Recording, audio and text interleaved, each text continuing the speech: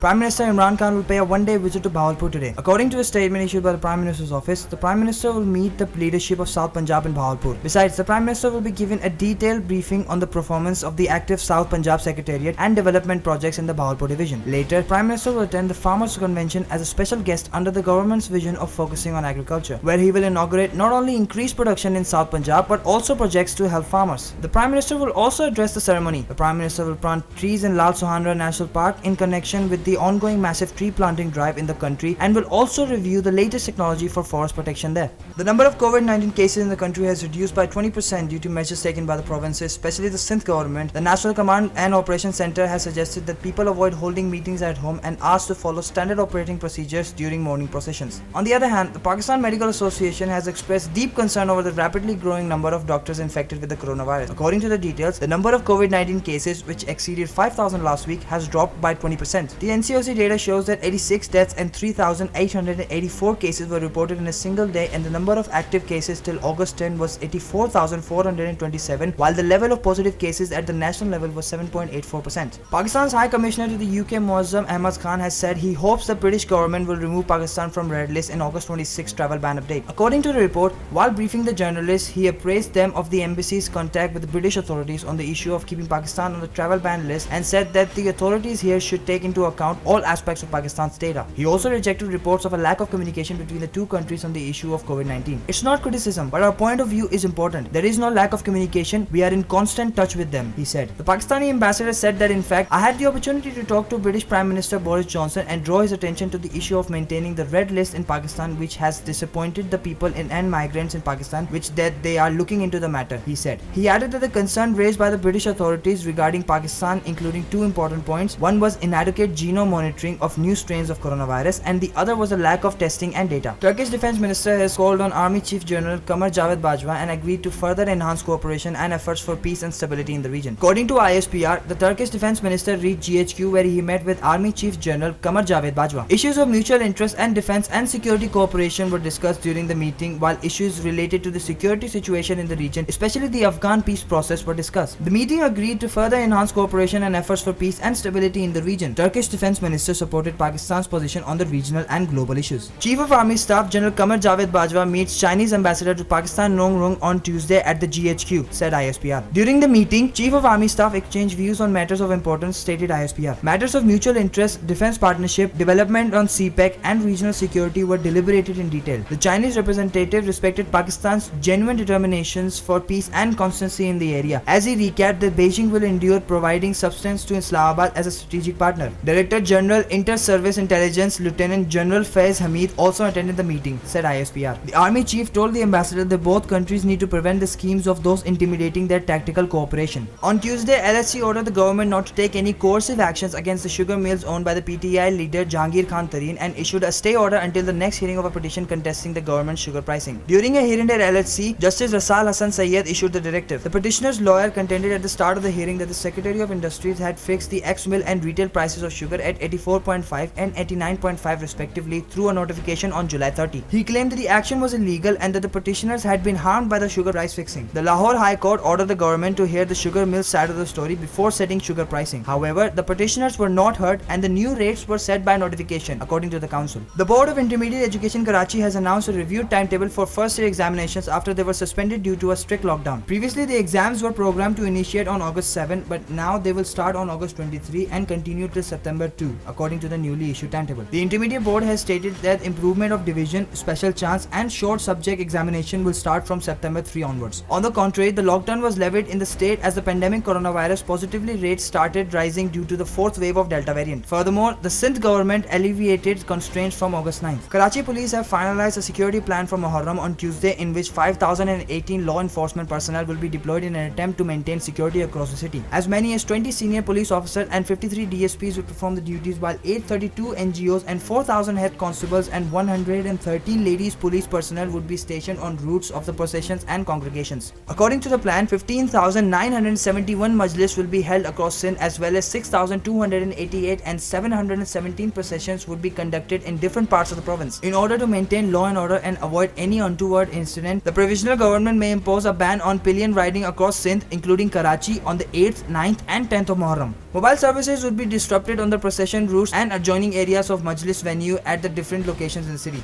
Authorities would also seal Emegina Road with placement of cargo containers and other barriers as part of the security for processions and would remain unavailable for routine traffic on 9th and 10th Muharram. Roads and streets around Sadar, Regal Chowk have also been blocked for all kinds of traffic movement. Lawyers boycotted court proceedings in Karachi on Tuesday to record their protests against the proposed appointment of Chief Justice Sindh Ahmad Ali Mohammad Sheikh as an ad hoc judge of the Supreme Court of Pakistan. Standing at the entrance of Sindh High Court and respected district courts, office bearers of the bar bodies and lawyers supporting them blocked entries of litigants and lawyers to courtroom. Only court staffers were being allowed to access the courtrooms. At SHC, lawyers holding place cards chanted slogans that the principle of seniority has been ignored in elevation of High Court judges to Supreme Court and proposed ad hoc appointment of Chief Justice Sheikh. Absence of litigant and their counsels fought benches to discharge their boards and defer the cases fixed before them. Lawyers who had reached court were seen discussing in barroom the situation created by elevation of a junior judge of Sindh High Court to Supreme Court and the reports regarding the refusal of Chief Justice Sheikh to accept the Hawk appointment. A pre-bid meeting for the heavy electrical complex sell-off was held at the Privatization Commission under the chairmanship of Federal Minister for Privatization Mohammad Mia Sumro. The meeting was held in the backdrop of the forthcoming bidding for the privatization of HEC. The officials from the Privatization Commission and Financial Advisors Consortium responded to the queries of the pre-qualified bidders. The queries were mainly regarding instructions to the bidders document and the share purchase agreement regarding the heavy electrical complex privatization. Moreover, the data information for the buyer side due diligence has been uploaded for the last 3 months on virtual data room and information for the potential investors has been uploaded after proper verification. The meeting briefed the bidders on the bid. Saudi startups in the financial technology sector emerge as the most funded in the kingdom and more private investors and venture capitalists are rushing to invest in these firms at early stages of their business lifestyle, Arab News reported. The number of deals closed recently hit a record of over $150 million in the first half of 2021. This represents a 1,738% year-on-year growth, topping other industries including food and beverages as well as e-commerce, which was the star sector during the pandemic. According to a report from Magnet, fintech startups closed 12 deals during the period, accounting for 24% of the 54 deals across the startup ecosystem in the kingdom. The venture capital industry is essential in supporting the growth of the Saudi fintech industry, Najoud Saleh Al Mulaik, director of Fintech Saudi, said in a report. But this was not only the case in Saudi Arabia. The fintech industry also led all the way. But this was not only the case in Saudi Arabia. The fintech industry also led the way with a total investment of $222 million across the Middle East, North Africa, Pakistan, and Turkey. Bollywood hit movie Kabhi Alvida Na Kehna, directed by Karan Johar, was released 15 years ago and is still remembered for being much ahead of its time. The film on love and betrayal, directed by Karan Johar, starring Shah Rukh Khan, Rani Mukherjee, Abhishek Bachchan, Preeti Zinta, Kiran Kher, and Amitabh Bachchan, has been out for 15 years. Karan took a journey down memory lane on this occasion, recalling how he and other performers worked on this film.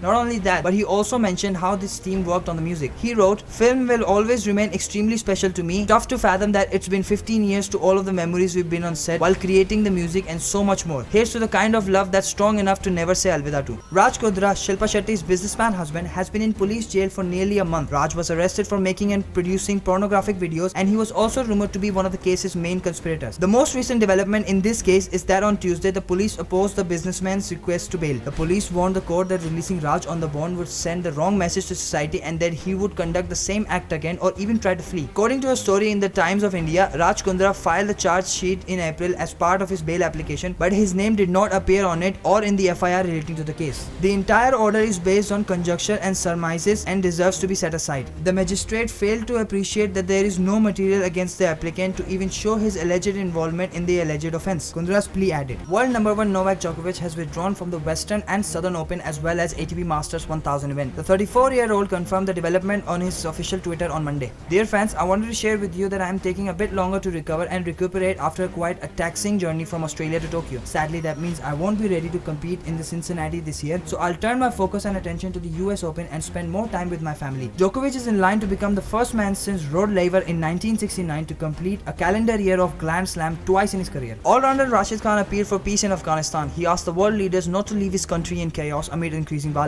"Dear world leaders, my country is in chaos. Thousands of innocent people, including children and women, get martyred every day. Houses and properties being destroyed. Those families displaced. Don't leave us in chaos. Stop killing Afghans and destroying Afghanistan. We want peace," he tweeted. The situation is worsening in Afghanistan by the day, with more than 1,000 are either killed or injured due to the attacks against civilians in Helmand, Kandahar and Herat provinces in the last month. There are small quarrels between husband and wife in every house, but such quarrels after which the wife becomes the enemy of the husband's life you have hardly seen. According to the sources, this. Surveillance cameras in the United States have recorded a recent incident in which an American woman can be seen repeatedly trying to crush her own husband under her car. In the video, the woman's husband can be seen getting out of a black car, after which the man starts throwing things out of the trunk of the car. Shortly afterward, a woman in the driver's seat drove the car backward and tried to crush her husband. Later, the camera also recorded a hand-to-hand fight between his husband and wife on the road.